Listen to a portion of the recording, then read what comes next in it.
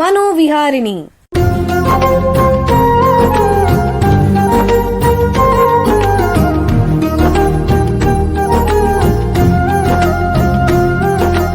ಬೆಂಗಳೂರಿನ ನಿಮ್ಹಾನ್ಸ್ ವತಿಯಿಂದ ಮಾನಸಿಕ ಆರೋಗ್ಯ ಮತ್ತು ನರವಿಜ್ಞಾನ ಕುರಿತ ಪ್ರಾಯೋಜಿತ ಶಿಕ್ಷಣ ಮಾಲಿಕೆ. ಸಹಯೋಗ ಕರ್ನಾಟಕ ವಿಜ್ಞಾನ ಮತ್ತು ತಂತ್ರಜ್ಞಾನ ಅಕಾಡೆಮಿ, ವಿಜ್ಞಾನ ಮತ್ತು ತಂತ್ರಜ್ಞಾನ ಇಲಾಖೆ, ಕರ್ನಾಟಕ ಸರ್ಕಾರ. ಕೇಳಿ ಮಾನಸಿಕ ಆರೋಗ್ಯ ಮತ್ತು ನರವಿಜ್ಞಾನ ಕುರಿತ ಮಾಲಿಕೆ ಮನೋವಿಹಾರಿಣಿ. ನಮಸ್ಕಾರ ಶ್ರೋತೃಗಳೇ, ನಿಮಗೆಲ್ಲರಿಗೂ ಮನೋವಿಹಾರಿಣಿ ಶಿಕ್ಷಣ ಮಾಲಿಕೆ ಈ ಸಂಚಿಕೆಗೆ ಆತ್ಮೀಯ ಸ್ವಾಗತ. ಹಿಂದಿನ ಸಂಚಿಕೆಯಲ್ಲಿ ಮಾನಸಿಕ ಆರೋಗ್ಯ ಮತ್ತು ನರವಿಜ್ಞಾನದಲ್ಲಿ ಯೋಗದ ಪಾತ್ರದ ಬಗ್ಗೆ ಚರ್ಚೆ ಮಾಡಿದ್ವಿ. ಅದನ್ನೇ ಮುಂದುವರಿಸ್ತಾ ಮಾನಸಿಕ ಮತ್ತು ಮೆದುಳಿನ ಇತರ ಸಮಸ್ಯೆಗಳ ಚಿಕಿತ್ಸೆಯಲ್ಲಿ ಆಯುರ್ವೇದದ ಪಾತ್ರವಿದೆಯೇ ಅನ್ನೋದರ ಬಗ್ಗೆ ಇವತ್ತು ತಿಳ್ಕೊಳ್ಳೋಣ. ಹಲವು ರೀತಿಯ ಮೆದುಳು ರೋಗಗಳು ಮಾನವನನ್ನು ಬಾಧಿಸುತ್ತವೆ. ಇವುಗಳಲ್ಲಿ ಇತ್ತೀಚೆಗೆ ವೃದ್ಧಾಪ್ಯದಲ್ಲಿ ಕಾಡುವಂತಹ ಮಿದುಳಿನ ಕಾಯಿಲೆಗಳು ಹೆಚ್ಚಾಗ್ತಾ ಇದೆ. ಉದಾಹರಣೆಗೆ ಆಲ್ಝೈಮರ್ ಕಾಯಿಲೆ, ಪಾರ್ಕಿನ್ಸನ್ ಕಾಯಿಲೆ ಇತ್ಯಾದಿ. ಈ ಕಾಯಿಲೆಗಳಲ್ಲಿ ಮರೆವು, ಏಕಾಗ್ರತೆ ಮತ್ತು ಗ್ರಹಿಕೆಯಲ್ಲಿ ತೊಂದರೆ ಇತ್ಯಾದಿ ಸಾಮಾನ್ಯ ಅಂಶಗಳು ಕಂಡುಬರುತ್ತವೆ. ಹಾಗಾಗಿ ಇಂತಹ ಲಕ್ಷಣಗಳನ್ನು ಸರಿಪಡಿಸುವಂತಹ ಔಷಧಿಗಳು ಅವಶ್ಯಕ. ಆದರೆ ಇದೇ ರೀತಿ ಎಷ್ಟೋ ಮಿದುಳು ಕಾಯಿಲೆಗಳಿಗೆ ಶಾಶ್ವತವಾದ ಪರಿಹಾರವಿಲ್ಲ, ಸಮರ್ಪಕವಾದ ಚಿಕಿತ್ಸೆ ಇಲ್ಲ. ಈ ಎಲ್ಲ ಸಮಸ್ಯೆಗಳಿಗೆ ಪರಿಹಾರವನ್ನು ಕಂಡುಹಿಡಿಯಕ್ಕೆ ವಿಜ್ಞಾನಿಗಳು ಇತ್ತೀಚೆಗೆ ಔಷಧೀಯ ಗುಣಗಳನ್ನು ಹೊಂದಿರುವಂತಹ ಗಿಡಮೂಲಿಕೆಗಳ ಉಪಯೋಗಕ್ಕೆ ಮುಂದಾಗಿದ್ದಾರೆ. ನಿಮಗೆಲ್ಲ ಗೊತ್ತಿರೋ ಹಾಗೆ ಭಾರತದ ಪಾರಂಪರಿಕ ಔಷಧಶಾಸ್ತ್ರದ ಪ್ರಕಾರ ನಿಸರ್ಗದಲ್ಲಿ ದೊರಕುವ ಹಲವು ಗಿಡಮೂಲಿಕೆಗಳಲ್ಲಿ ಚಿಕಿತ್ಸಕ ಗುಣಗಳಿವೆ. ಇವುಗಳನ್ನು ಉಪಯೋಗಿಸಿ ಭಾರತದ ಹಳ್ಳಿ ಪಟ್ಟಣಗಳಲ್ಲಿ ವಿವಿಧ ಕಾಯಿಲೆಗಳಿಗೆ ಜನ ಚಿಕಿತ್ಸೆ ತಗೋತಾ ಇದ್ದಾರೆ. ಆಧುನಿಕ ಔಷಧದೊಂದಿಗೆ ಇಂತಹ ಗಿಡಮೂಲಿಕೆಗಳಲ್ಲಿರುವಂತಹ ನೈಸರ್ಗಿಕ ವಸ್ತುಗಳನ್ನು ಸೇರಿಸಿದ್ರೆ ಅವುಗಳ ಚಿಕಿತ್ಸಕ ಗುಣ ಹೆಚ್ಚಿಸಬಹುದು ಅನ್ನೋದನ್ನ ವಿಜ್ಞಾನಿಗಳಿಗೆ ಹೇಳ್ತಾ ಇದ್ದಾರೆ. ಭಾರತದ ಪಾರಂಪರಿಕ ವೈದ್ಯಕೀಯ ಪದ್ಧತಿ ಆಯುರ್ವೇದದಲ್ಲಿ ಮಿದುಳಿನ ಚಿಕಿತ್ಸೆಯನ್ನು ಮಾಡಬಲ್ಲಂತಹ ಗಿಡಮೂಲಿಕೆಗಳ ಬಗ್ಗೆ ಮಾಹಿತಿ ಇದೆ. ಇವತ್ತಿನ ಕಾರ್ಯಕ್ರಮದಲ್ಲಿ ಮಾನಸಿಕ ಆರೋಗ್ಯ ಮತ್ತು ನರವಿಜ್ಞಾನದಲ್ಲಿ ಆಯುರ್ವೇದದ ಪಾತ್ರ, ಅದರಲ್ಲಿ ಹೇಳುವಂತಹ ವಿವಿಧ ಗಿಡಮೂಲಿಕೆಗಳ ಬಗ್ಗೆ, ಅವುಗಳ ಪಾತ್ರದ ಬಗ್ಗೆ ತಜ್ಞರ ಹತ್ರ ಮಾಹಿತಿ ಪಡ್ಕೊಳ್ಳೋಣ. ಆಯುರ್ವೇದ ಕ್ಷೇತ್ರದಲ್ಲಿ ಸುಮಾರು 15 ವರ್ಷಗಳಿಂದ ವೈದ್ಯಕೀಯ ಸೇವೆ ಮತ್ತು ಸಂಶೋಧನೆ ಮಾಡ್ತಾ ಇರುವಂತಹ ನಿಮ್ಹಾನ್ಸ್ನ ಇಂಟಿಗ್ರೇಟಿವ್ ಮೆಡಿಸಿನ್ ವಿಭಾಗದಲ್ಲಿ ಸಹಾಯಕ ಪ್ರಾಧ್ಯಾಪಕರಾಗಿರುವಂತಹ ಡಾಕ್ಟರ್ ಉಮೇಶ್ ಅವರು ನಮ್ಮ ಜೊತೆ ಇದ್ದಾರೆ. ಅವ್ರನ್ನ ಸ್ವಾಗತಿಸೋಣ. ನಮಸ್ಕಾರ ಡಾಕ್ಟರ್ ಉಮೇಶ್ ಅವರೇ. ನಮಸ್ಕಾರ ಸರ್. ನಿಮಗೆ ಈ ಕಾರ್ಯಕ್ರಮಕ್ಕೆ ಸ್ವಾಗತ. ಡಾಕ್ಟರ್ ಉಮೇಶ್ ಅವರೇ, ನಿಮಗೆ ಮೊದಲನೇ ಪ್ರಶ್ನೆ ಏನು ಅಂತಂದರೆ, ಆಯುರ್ವೇದ ಅಂತಂದ್ರೇನು ದಯವಿಟ್ಟು ತಿಳಿಸಿ. ಸರ್, ಆಯುರ್ವೇದ ಅನ್ನುವಂಥದ್ದು ಒಂದು ಪುರಾತನ ಭಾರತೀಯ ಚಿಕಿತ್ಸಾ ಪದ್ಧತಿ. ಇದಕ್ಕೆ ಒಂದು 5,000 ವರ್ಷಗಳ ತನ್ನ ಇತಿಹಾಸ ಇದೆ.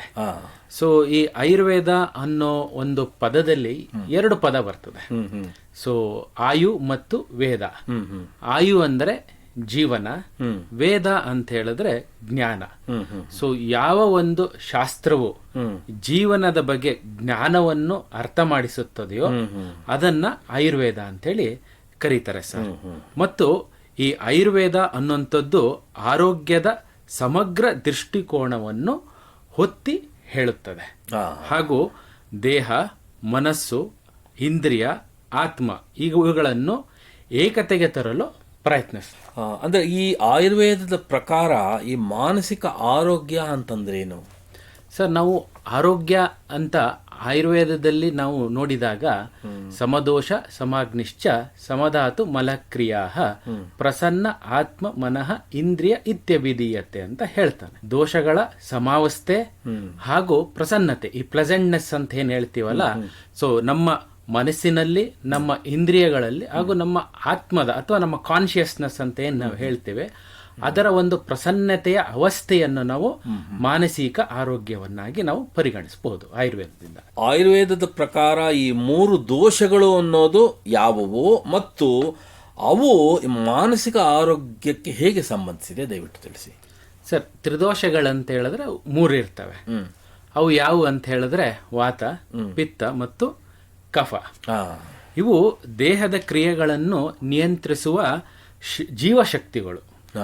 ಮತ್ತು ಇವು ಮನಸ್ಸಿನ ಚಟುವಟಿಕೆ ಮತ್ತು ಮನಸ್ಸಿನ ಭಾವನೆಗಳು, ಕಾಮ, ಕ್ರೋಧ ಇತ್ಯಾದಿಗಳು, ನಾವು ಅರಿಷಡ್ ವರ್ಗ ಅಂತ ಏನ್ ಕರಿತೀವಲ್ಲ, ಇವುಗಳನ್ನ ನಿಯಂತ್ರಿಸುವ ಒಂದು ಶಕ್ತಿಯನ್ನು ಇವು ಹೊಂದಿರ್ತವೆ.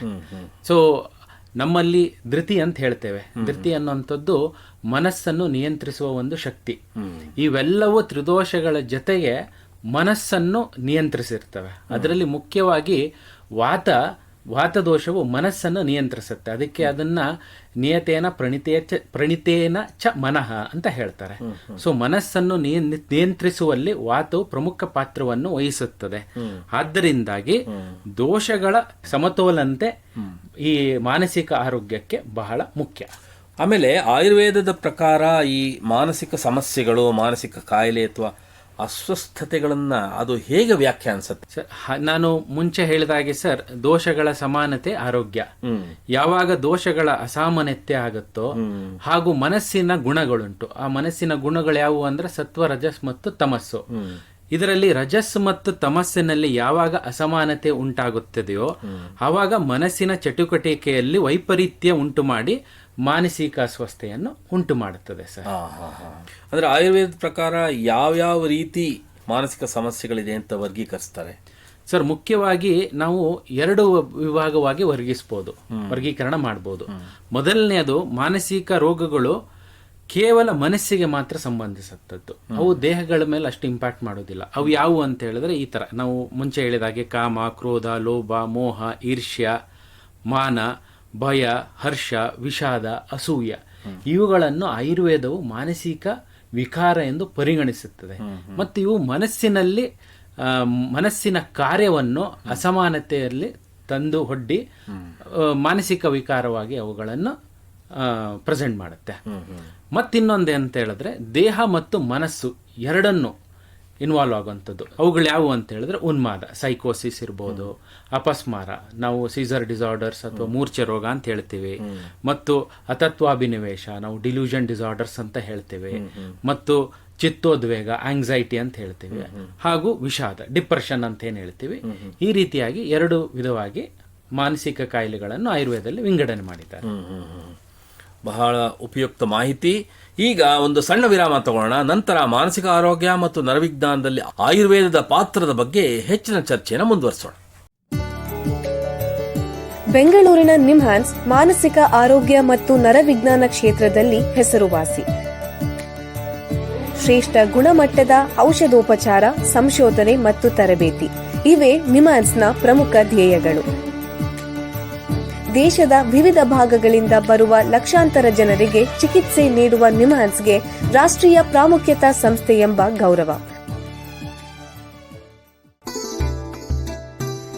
ಚಿಕಿತ್ಸೆ ಮತ್ತು ವೈದ್ಯಕೀಯ ಸೇವೆಗಳ ಜೊತೆಯಲ್ಲಿ ನರರೋಗ ಮತ್ತು ಮನೋವೈದ್ಯಕೀಯ ಪುನರ್ವಸತಿ ಸೇವೆಗಳು, ಸಮುದಾಯ ಮಟ್ಟದ ಆರೋಗ್ಯ ಕಾರ್ಯಕ್ರಮಗಳನ್ನು ನಡೆಸುವುದು ಹಾಗೂ ಜನಜಾಗೃತಿ ಮೂಡಿಸುವ ಕೆಲಸಗಳಲ್ಲಿ ಸಕ್ರಿಯವಾಗಿದೆ ನಿಮ್ಹಾನ್ಸ್. ಈ ನಿಟ್ಟಿನಲ್ಲಿ ಆಕಾಶವಾಣಿಯ ಶ್ರೋತೃಗಳಿಗೆ ನರಮಂಡಲ ಮತ್ತು ಮಾನಸಿಕ ಆರೋಗ್ಯದ ಬಗ್ಗೆ ಉಪಯುಕ್ತ ಮಾಹಿತಿ ನೀಡುವುದೇ ಕರ್ನಾಟಕ ವಿಜ್ಞಾನ ಮತ್ತು ತಂತ್ರಜ್ಞಾನ ಅಕಾಡೆಮಿಯ ಸಹಯೋಗದೊಂದಿಗೆ ಮೂಡಿಬರುತ್ತಿರುವ ಈ ಮನೋವಿಹಾರಿಣಿ ಶಿಕ್ಷಣ ಮಾಲಿಕೆಯ ಮೂಲ ಉದ್ದೇಶ. ವಿರಾಮದ ನಂತರ ಮನೋವಿಹಾರಣಿಯ ಈ ಸಂಚಿಕೆಗೆ ನಿಮಗೆಲ್ಲರಿಗೂ ಮತ್ತೊಮ್ಮೆ ಸ್ವಾಗತ. ವಿರಾಮಕ್ಕೆ ಮುಂಚೆ ಮಾನಸಿಕ ಆರೋಗ್ಯ ಮತ್ತು ನರವಿಜ್ಞಾನದಲ್ಲಿ ಆಯುರ್ವೇದದ ಪಾತ್ರದ ಬಗ್ಗೆ ನಿಮ್ಹಾನ್ಸ್ನ ತಜ್ಞರಾದ ಡಾಕ್ಟರ್ ಉಮೇಶ್ ಅವರ ಹತ್ರ ಮಾತಾಡ್ತಾ ಇದ್ವಿ. ಈಗ ಈ ಚರ್ಚೆನ ಮುಂದುವರಿಸೋಣ. ಡಾಕ್ಟ್ರೇ, ಆಧುನಿಕ ನರವಿಜ್ಞಾನ ಆಯುರ್ವೇದದ ಗಿಡಮೂಲಿಕೆಗಳು ಅಥವಾ ರಸಾಯನಗಳ ಬಗ್ಗೆ ಅಧ್ಯಯನ ಮಾಡಿದೆಯೇ? ಆಯುರ್ವೇದದಲ್ಲಿ ಬುದ್ಧಿಶಕ್ತಿ ಚಟುವಟಿಕೆಯನ್ನು ಸುಧಾರಿಸುವ ಹಾಗೂ ಮನಸ್ಸಿನ ಒತ್ತಡವನ್ನು ಕಡಿಮೆ ಮಾಡುವ ಮತ್ತು ಮನಸ್ಸಿನ ಸ್ಪಷ್ಟತೆಯನ್ನು ಹೆಚ್ಚಿಸುವ ಹಲವಾರು ಗಿಡಮೂಲಿಕೆಗಳ ಬಗ್ಗೆ ಅಧ್ಯಯನವನ್ನು ಮಾಡಲಾಗಿದೆ. ಈ ಅಧ್ಯಯನದ ಮೂಲಕ ನಮಗೇನ್ ತಿಳಿದುಪಟ್ಟಿದೆ ಅಂದ್ರೆ, ಈ ಗಿಡಮೂಲಿಕೆಗಳಲ್ಲಿ ಕೆಲವರಲ್ಲಿ ನರರಕ್ಷಕ ಅಂದ್ರೆ ನ್ಯೂರೋಪ್ರೊಟೆಕ್ಟಿವ್, ಅದು ಅನುವಾಹಿಕ ಅಂದ್ರೆ ಅಡಾಪ್ಟೋಜೆನಿಕ್ ಅಂತ ಹೇಳಿದ್ರೆ ಒತ್ತಡಗಳಲ್ಲಿ ಮನಸ್ಸನ್ನು ಹೇಗೆ ನಾವು ಹೊಂದಿಕೊಂಡು ಹೋಗಬೇಕು ಅದಕ್ಕೆ ಸಹಾಯ ಮಾಡುವಂಥದ್ದು, ಹಾಗೂ ಆಂಟಿ ಆಕ್ಸಿಡೆಂಟ್, ಆಂಟಿ ಇನ್ಫ್ಲಮೇಟರಿ ಮತ್ತು ನ್ಯೂಟ್ರೋಪಿಕ್ ಅಂತ ಹೇಳ್ತೀವಿ ಅಂದ್ರೆ ಬುದ್ಧಿವರ್ಧಕ, ಈ ಒಂದು ಗುಣಗಳನ್ನು ಹೊಂದಿವೆ ಎಂದು ಆಧುನಿಕ ಶಾಸ್ತ್ರದ ಮೂಲಕ ನಾವು ದೃಢಪಡಿಸಿದೆ. ಆಯುರ್ವೇದದ ಗಿಡಮೂಲಿಕೆಗಳು ಮೆದುಳಿನ ಕಾರ್ಯದ ಮೇಲೆ ಹೇಗೆ ಪರಿಣಾಮ ಬೀರುತ್ತೆ? ನಾವು ಹಲವಾರು ಗಿಡಮೂಲಿಕೆಗಳನ್ನು ಈ ಸಂಶೋಧನೆಗಳಲ್ಲಿ ಬಳಸಲಾಗಿದೆ. ಅವುಗಳಲ್ಲಿ ಬ್ರಾಹ್ಮಿ, ಅಶ್ವಗಂಧ, ಶಂಖಪುಷ್ಪಿ, ಮಂಡೂಕಪೂರ್ಣಿ ಮತ್ತು ಜಟಾಮಾಂಸಿ ಇವುಗಳಲ್ಲಿ ನೋಡಿದಾಗ ಬ್ರಾಹ್ಮಿ ಇದರಲ್ಲಿ ಸ್ಮರಣ ಶಕ್ತಿಯನ್ನು ಹೆಚ್ಚಿಸುವುದು, ಏಕಾಗ್ರತೆಯನ್ನು ಹೆಚ್ಚಿಸುವುದು, ಈ ಕಾರ್ಯಗಳನ್ನು ಕಂಡು ಬಂದಿದೆ. ಹಾಗೂ ಅಶ್ವಗಂಧದಲ್ಲಿ ಮನಸ್ಸಿನ ಒತ್ತಡವನ್ನು ಕಡಿಮೆ ಮಾಡೋದು ಹಾಗೂ ಪುನರುಜ್ಜೀವನ, ನಾವು ರಸಾಯನ ಅಂತ ಹೇಳಿದ್ರೆ ನರಿಶಿಂಗ್ ಆಸ್ಪೆಕ್ಟ್ ಮತ್ತು ಮನಸ್ಸಿನ ಶಕ್ತಿವರ್ಧನೆ ಮತ್ತು ಶಾರೀರಿಕ ಶಕ್ತಿವರ್ಧನೆ ಮತ್ತು ಆತಂಕ ನಿವಾರಣೆ, ಆಂಗ್ಸೈಟಿಯನ್ನು ಕಡಿಮೆ ಮಾಡುವಂತಹ ಒಂದು ಗುಣಗಳನ್ನು ಕಂಡು ಬಂದಿದೆ. ಹಾಗೂ ಶಂಖಪುಷ್ಪಿಯಲ್ಲಿ ಮುಖ್ಯವಾಗಿ ಬುದ್ಧಿವರ್ಧನೆ ಮತ್ತು ಕಲಿಯುವ ಸಾಮರ್ಥ್ಯವನ್ನು ಹೆಚ್ಚಿಸುವ ಒಂದು ಕಾರ್ಯಗಳನ್ನು ನೋಡಿದ್ದೇವೆ. ಮತ್ತು ಮಂಡೂಕಪರ್ಣಿ ಹಿರಿಯರಲ್ಲಿ ಮೆದುಳಿನ ಕಾರ್ಯಕ್ಷಮತೆ ಮತ್ತು ಮನಸ್ಸಿನ ಪರಿಸ್ಥಿತಿಯನ್ನು ಸುಧಾರಿಸುವಲ್ಲಿ ಸಾಕಷ್ಟು ಸಹಾಯವನ್ನು ಮಾಡುತ್ತದೆ. ಈ ಹರ್ಬ್ಸ್ ಎಲ್ಲ ಏನಿದೆ, ಕಾರ್ಟಿಸಾಲ್ ಹಾರ್ಮೋನ್ ಅಂತ ಹೇಳಿದ್ರೆ ಒತ್ತಡವನ್ನು ಯಾವುದು ಹಾರ್ಮೋನ್ ಜಾಸ್ತಿ ಮಾಡುತ್ತೋ ಅದನ್ನ ಕಡಿಮೆ ಮಾಡುವಲ್ಲಿ, ಮತ್ತು ಗಾಬಾ ಇದು ಮನಸ್ಸಿನ ಶಾಂತಿಯನ್ನು ಸಮತೋಲನದಲ್ಲಿ ಇಡುವಂತಹ ಒಂದು ನ್ಯೂರೋ ಟ್ರಾನ್ಸ್ಮಿಟರ್. ಹಾಗೂ ಇದು ಅಂದ್ರೆ ನಾವು ನ್ಯೂರೋ ಇನ್ಫ್ಲಮೇಟರಿ ಮತ್ತು ನ್ಯೂರೋ ಡಿಜೆನರೇಷನ್ ಅಂತ ಹೇಳ್ತೇವೆ. ಇವುಗಳನ್ನು ನಿಯಂತ್ರಿಸುವಲ್ಲಿ ಮತ್ತು ಆಂಟಿ ಆಕ್ಸಿಡೆಂಟ್ ಪ್ರಾಪರ್ಟಿ ಅಂತ ಏನು ಹೇಳ್ತೀವಿ ಅದನ್ನು ಹೆಚ್ಚಿಸುವಲ್ಲಿ ಸಾಕಷ್ಟು ಸಹಾಯವನ್ನು ಮಾಡುತ್ತವೆ. ಈ ಮಾನಸಿಕ ಮತ್ತು ನರಮಂಡಲದ ಕಾಯಿಲೆಗಳಲ್ಲಿ ಆಯುರ್ವೇದದ ಚಿಕಿತ್ಸೆ ಬಳಸ್ತಾ ಇದ್ದಾರಾ? ಹೌದು ಸರ್. ಮುಖ್ಯವಾಗಿ ಈಗ ನಿಮ್ಹಾನ್ಸ್ ನಮ್ಮ ಒಂದು ಸಂಯೋಜಿತ ಚಿಕಿತ್ಸಾ ವಿಭಾಗದಲ್ಲಿ ಅಂತ ನೋಡಿದಾಗ ಈ ನರಮಂಡಲದ ಒಂದು ಕಾಯಿಲೆಗಳಂತ ಹೇಳಿದಾಗ ಈ ಪಕ್ಷಾಘಾತ, ಪಾರ್ಕಿನ್ಸನ್ಸ್ ಕಾಯಿಲೆ, ಮೂರ್ಛೆ ಅಥವಾ ಅಪಸ್ಮಾರ ದಟ್ ಇಸ್ ಸೀಸರ್ ಡಿಸಾರ್ಡರ್, ಹಾಗೂ ಮೈಗ್ರೇನ್ ಮತ್ತು ಡಿಮೆನ್ಷಿಯಾ, ಈ ಕಾಯಿಲೆಗಳಲ್ಲಿ ಅಲೋಪತಿ ಚಿಕಿತ್ಸೆಯನ್ನು ತೆಗೆದುಕೊಳ್ಳುತ್ತಿರುವ ರೋಗಿಗಳ ಜೊತೆಗೆ ಆಯುರ್ವೇದವನ್ನು, ಅಂದರೆ ನಾವು ಪಂಚಕರ್ಮ ಅಂತ ಹೇಳಿದ್ರೆ ಪಂಚಕರ್ಮಗಳಲ್ಲಿ 5 ಇದೆ: ವಮನ, ವಿರೇಚನ, ನಸ್ಯ ಇಂಥದ್ದು, ಮತ್ತು ಬಾಹ್ಯ ಪಂಚಕರ್ಮಗಳಲ್ಲಿ ಅಭ್ಯಂಗ ಇತ್ಯಾದಿಗಳು, ಹಾಗೂ ಹರ್ಬ್ಸ್ ಏನಿದೆ ಬ್ರಾಹ್ಮಿ, ಅಶ್ವಗಂಧ ಇತ್ಯಾದಿಗಳನ್ನು ನಾವು ಬಳಸ್ತಾ ಇದ್ದೇವೆ. ಹಾಗೆಯೇ ಮಾನಸಿಕ ಸಮಸ್ಯೆಗಳು ಅಂತ ಬಂದಾಗ ಈ ಚಿತ್ತೋದ್ವೇಗ, ಆಂಗ್ಸೈಟಿ, ವಿಷಾದ, ಡಿಪ್ರೆಷನ್ನು, ನಿದ್ರಾಹೀನತೆ ಹಾಗೂ ಉನ್ಮಾದ, ಈ ಸೈಕೋಸಿಸ್, ಇವುಗಳಲ್ಲಿ ನಾವು ಆಯುರ್ವೇದ ಪಂಚಕರ್ಮಗಳನ್ನು ಇರುವ ಆಂಟಿಸೈಕೋಟಿಕ್ಸ್, ಎಕ್ಸಿಸ್ಟಿಂಗ್ ಆಂಟಿಸೈಕೋಟಿಕ್ಸ್ ಜೊತೆಗೆ ನಾವು ಕೊಟ್ಟಾಗ ಈ ಚಿಕಿತ್ಸೆಯು ಬಹಳ ಪರಿಣಾಮಕಾರಿಯಾಗಿ ನಾವು ಕಂಡಿದ್ದನ್ನು ನೋಡಿದ್ದೇವೆ.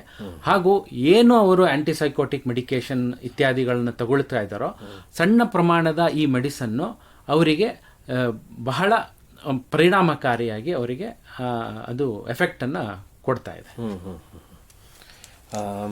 ಆಮೇಲೆ ಈ ಮಾನಸಿಕ ಮತ್ತು ನರಮಂಡಲದ ಕಾಯಿಲೆಗಳಿಗೆ ವಿಶೇಷವಾಗಿ ತಾವೇ ತೆಗೆದುಕೊಳ್ಳುವಂತಹ ಆಯುರ್ವೇದದ ಔಷಧಿಗಳು ಅಂದರೆ ಸೆಲ್ಫ್ ಮೆಡಿಕೇಶನ್, ಇದು ಎಷ್ಟು ಸುರಕ್ಷಿತ? ಸ್ವಯಂ ಚಿಕಿತ್ಸೆ ಅತ್ಯಂತ ಅಪಾಯಕಾರಿ. ಯಾಕಂತ ಹೇಳಿದ್ರೆ ಮೊದಲನೇದು ನಾವು ತಪ್ಪು ನಿರ್ಧಾರ ಅಂತ ಹೇಳಿದ್ರೆ ಮಿಸ್ಡಯಾಗ್ನೋಸಿಸ್ ಆಗ್ತದೆ. ಸೊ ಆ ಕಾಯಿಲೆ ಏನು ಅಂತಾನೆ ನಾವು ಗೊತ್ತು ಮಾಡ್ಕೊಳ್ಳದೆ ಔಷಧಿಯನ್ನ ತಗೊಳ್ಳೋಂಥದ್ದು. ಎರಡನೇದು ಆ ಒಂದು ಔಷಧಿಯ ಎಷ್ಟು ಪ್ರಮಾಣದಲ್ಲಿ ತಗೋಬೇಕು ಮತ್ತು ಯಾವ ಒಂದು ಫಾರ್ಮ್ ನಲ್ಲಿ ತಗೋಬೇಕು ಅನ್ನೋದು ಸಹ ನಮಗೆ ಗೊತ್ತಿರೋದಿಲ್ಲ. ಮೂರನೇದು, ಈ ರೀತಿ ನಾವು ಸ್ವಯಂ ಚಿಕಿತ್ಸೆಯನ್ನು ತಗೊಳ್ಳೋದ್ರಿಂದಾಗಿ ಯಾವ ಒಂದು ಕಾಯಿಲೆಯ ಒಂದು ಡಯಾಗ್ನೋಸಿಸ್ ನಿರ್ಣಯ ಬೇಗ ಆಗ್ಬೇಕೋ ಅದನ್ನ ನಾವು ನಿಧಾನಿಸ್ತೀವಿ ಅಥವಾ ಡಿಲೇ ಮಾಡ್ತೀವಿ. ಮತ್ತು ಈ ಹರ್ಬ್ಸ್ ಅನ್ನು ನಾವು ಡೈರೆಕ್ಟ್ ಆಗಿ ಯಾವತ್ತೂ ಒಂದು ಡಾಕ್ಟರ್ನ ಸಲಹೆ ಇಲ್ಲದೆ ತಗೋಬಾರ್ದು. ಯಾಕಂದ್ರೆ ನಾವು ಡ್ರಗ್ ಇಂಟರಾಕ್ಷನ್ ಅಂತ ಹೇಳ್ತೇವೆ. ಈ ಇಂಟರಾಕ್ಷನ್ ಅಲ್ಲಿ ಕೆಲವು ಸಿಂಪ್ಟಮ್ಸ್ ಜಾಸ್ತಿ ಆಗ್ಬೋದು ಮತ್ತು ಬೇರೆದೇ ರೀತಿಯಾದ ದುಷ್ಪರಿಣಾಮಗಳು ಸಹ ಕಂಡು ಬರ್ಬೋದು. ಮತ್ತು ಮೂರನೇದು, ನಾವು ಈ ಗಿಡಮೂಲಿಕೆಗಳನ್ನು ತಗೊಳ್ತಾ ಇದೀವಿ ಅಂತ ಹೇಳ್ಬಿಟ್ಟು ಕೆಲವೊಮ್ಮೆ ಅಲೋಪತಿ ಔಷಧಿಗಳನ್ನು ನಿಲ್ಲಿಸ್ಬಿಡ್ತೇವೆ. ಅದು ಬಹಳ ತಪ್ಪು, ಅದು ಮಾಡಬಾರ್ದು. ಅದರಿಂದಾಗಿ ವೈದ್ಯರ ಸಲಹೆ ಹತ್ರ ತೆಗೆದುಕೊಂಡು ಯಾವ ಗಿಡಮೂಲಿಕೆಗಳನ್ನು ತೆಗೆದುಕೋಬೇಕು ಅಂತ ಹೇಳಿ ನಾವು ಉಚಿತವಾಗಿ ತಿಳ್ಕೊಂಡು ನಾವು ತಗೋಬೇಕಾಗಿದೆ. ಬಹಳ ಉಪಯುಕ್ತ ಮಾಹಿತಿ ನೀಡಿದ್ದೀರಾ. ಇಲ್ಲಿಗೆ ಸಂಚಿಕೆ ಮುಗಿಸುವಂಥ ಸಮಯ ಆಗ್ತಾ ಇದೆ. ಡಾಕ್ಟರ್ ಉಮೇಶ್ ಅವರೇ, ಎಲ್ಲ ಕೇಳುಗರಿಗೆ ಮಾನಸಿಕ ಆರೋಗ್ಯ ಮತ್ತು ನರವಿಜ್ಞಾನದಲ್ಲಿ ಆಯುರ್ವೇದದ ಪಾತ್ರದ ಬಗ್ಗೆ ಉಪಯುಕ್ತ ಮಾಹಿತಿ ನೀಡಿದ್ದೀರಾ. ನಿಮಗೆ ಎಲ್ಲರ ಪರವಾಗಿ ಧನ್ಯವಾದಗಳು. ಶ್ರೋತೃಗಳೇ, ಈ ಸಂಚಿಕೆಯೊಂದಿಗೆ ಮಾನಸಿಕ ಆರೋಗ್ಯ ಮತ್ತು ನರವಿಜ್ಞಾನದ ಮಾಹಿತಿಯನ್ನು ಕಳೆದ 36 ವಾರಗಳಿಂದ ನೀಡಿದ ಮನೋವಿಹಾರಣಿ ಸರಣಿ ಮುಕ್ತಾಯ ಆಗ್ತಾ ಇದೆ. ಭಾಗವಹಿಸಿದ ಎಲ್ಲ ತಜ್ಞರಿಗೂ ಧನ್ಯವಾದಗಳು. ಸರಣಿಯನ್ನು ಆಲಿಸಿದ ಎಲ್ಲ ಶ್ರೋತೃಗಳಿಗೂ ನಮಸ್ಕಾರ. ಇಲ್ಲಿಯವರೆಗೆ ಬೆಂಗಳೂರಿನ ನಿಮ್ಹಾನ್ಸ್ ವತಿಯಿಂದ ಮಾನಸಿಕ ಆರೋಗ್ಯ ಮತ್ತು ನರವಿಜ್ಞಾನ ಕುರಿತ ಪ್ರಾಯೋಜಿತ ಶಿಕ್ಷಣ ಮಾಲಿಕೆ ಮನೋವಿಹಾರಿಣಿ ಕೇಳಿದಿರಿ. ಸಹಯೋಗ ಕರ್ನಾಟಕ ವಿಜ್ಞಾನ ಮತ್ತು ತಂತ್ರಜ್ಞಾನ ಅಕಾಡೆಮಿ, ವಿಜ್ಞಾನ ಮತ್ತು ತಂತ್ರಜ್ಞಾನ ಇಲಾಖೆ, ಕರ್ನಾಟಕ ಸರ್ಕಾರ. ನೆರವು ಮಾನಸಿಕ ಆರೋಗ್ಯ ಶಿಕ್ಷಣ ವಿಭಾಗ, ನಿಮ್ಹಾನ್ಸ್ ಹಾಗೂ ನಿವೇದಿತಾ BS, ನಿಮ್ಹಾನ್ಸ್. ಸಂಗೀತ ಸಂಯೋಜನೆ ಕೆ. ಕಲ್ಯಾಣ್. ಪರಿಕಲ್ಪನೆ, ನಿರೂಪಣೆ ಮತ್ತು ನಿರ್ಮಾಣ ಡಾಕ್ಟರ್ ಎಂಎಂ ಶ್ರೀನಿವಾಸ್ ಭರತ್ ನಿಮ್ಹಾನ್ಸ್. ನಿಮ್ಮ ಸಂದೇಶಗಳನ್ನು ಕಳಿಸಬೇಕಾದ ದೂರವಾಣಿ ಸಂಖ್ಯೆ 7891105524 7899105524. ವಾಟ್ಸ್ಆಪ್ ಸಂದೇಶಗಳು ಮಾತ್ರ.